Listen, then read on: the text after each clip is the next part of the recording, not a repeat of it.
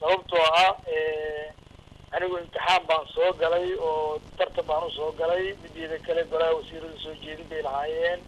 golaha baarlamaanka ayaa igu ansixiyey cod aqlabiyad ah kadibna madaxweynaha ayaa digreeto ugu soo saaray haddana markaan baxayo waxaan sababaha aan xilka ku weyn karo iyo qaabkaan u weyn karo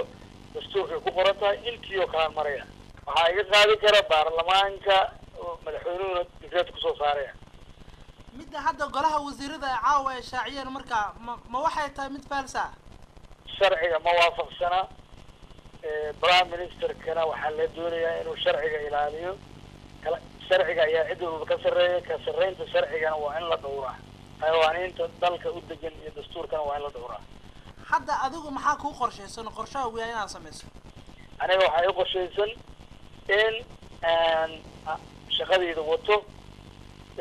ilaa la iga qaadayo sifo sharci ah ama anigu waan aqaanaa waxaan ku weyn karo xilkayga xilka waa la iska qaadi karaa laakiin process bay u baahan tahay dastuurkayna ku qoran tahay maxaad is leedahay waa ku muteysatay in golaha wasiiradu ay fadhiistaan xilkan ay kaaga qaadaan wal golaha wasiirada iyo prime ministerka waxaan uga hor imid shuruucdii dalka oo uu la wareegay agaasimayaashii waaxyada maaliyadda tii xisaabiyaha guud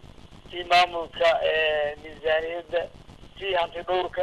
hay-adihii dakhliga wax walba ayuu la wareegay sharcigiiba ku tuntay waan u sheegay eed baan ku mutaystay muxuu ahaa hay-adaan baarayno wasaaradda warfaafinta ayaan u sheegay dad sharci darro looga saaray oo yiri wasaaradda sooma geli kartaan dadkii aan baaraynay horta loo ogolaado inay fariistaan xafiisyada dawladda si aan uga baaro waxa weeye qawaaniintii waa lagu tuntay qawaaniintii lagu tuntay sheegideedii baanan eedsanay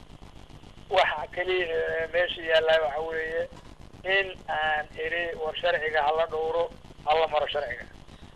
waa garta waxaa kaloo jirta in loo sababeeyey in qaar ka mid a ilaaladaada ay dileen sida la sheegay wasiir allah u naxariiste cabbaas siraaji marka arrintaasi ka waran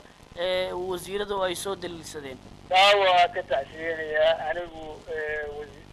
askarna ma amro baabuur gudihii baan ku jiray nin gaari korkiisa saaran qalab uu sameeyey oo inaan ka xumahay aan ka tacsiyeyey isagii aan ciidamada nabadgelyada u gacan geliyey eedeeda anigu malihi anigu waan gacan geliyey isagii iyo qorigooda ayagii iyo qoryahoodii waan gacan geliyey waan ka tacsiyeyey inaan ka xumahay waan sheegay waa sifo khaldan taa anigu hadda mar haddaanan qori sidan taladeedna aanan lahayn eedeed malihi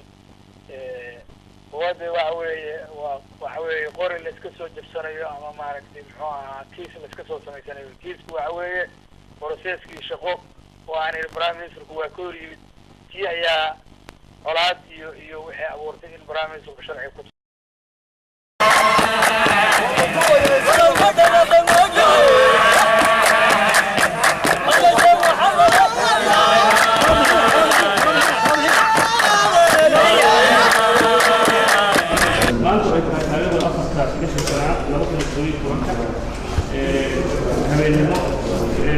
degdeg